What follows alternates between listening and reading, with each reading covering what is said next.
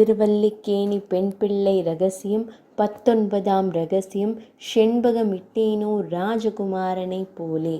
திருவாய்மொழியில் 3ஆம் பத்து 3ஆம் திருமொழி 7ஆம் பாசுரத்தில் சுமந்து மாமவர் நீர் சுடர் தூபம் கொண்டு அமர்ந்து வானவர் கோனோடும் நமன்றெழும் திருவேங்கடம் என்று வடக்கு திருமலை புகழப்படுகிறது.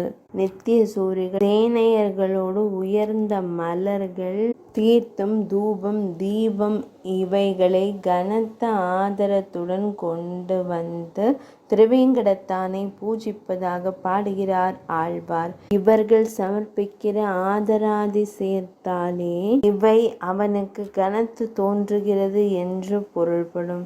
அனுகூலனான பக்தன் இட்டதாகையாலே சர்வேஸ்வரனுக்கு இது கனத்து தோன்றும் எனலாம். இதற்கு சம்வாதமாக ஒரு ஐதீகம் இப்பாசுர ஈட்டில் அருளி செய்யப்பட்டுள்ளது. ஸ்ரீ புருஷோத்தமுடையானுக்கு ராஜபுத்திரன் செண்பகப்பூ கொண்டு சாத்தினபடியை நினைப்பது. ஸ்ரீ புருஷோத்தமுடையான் புரி ஜெகநாத பெருமாள் செண்பகம் உகந்து சாத்திக் கொள்வர். சில ராஜபுத்திரர்கள் பெருமாளுக்கு செண்பகம் கொண்டு சாத்த தேடி முன்பே மலரெல்லாம் விற்று போய் ஒரே ஒரு செண்பகப்பூ இருந்தது கடையிலே. அம்மலருக்கு செருக்காலே ஒருவருக்கொருவர் திரவியத்தை போர ஏற்றி இவர்களில் ஒருவன் நினைக்க ஒண்ணாதபடி திரவியத்தை போர இட்டு பூவை வாங்கி கொண்டு வந்து சாத்தினான். நினைத்து பார்க்க முடியாத அளவிற்கு தனத்தை விலையாக கொடுத்து அம்மலரை வாங்கி பெருமாளுக்கு சாத்தினான்.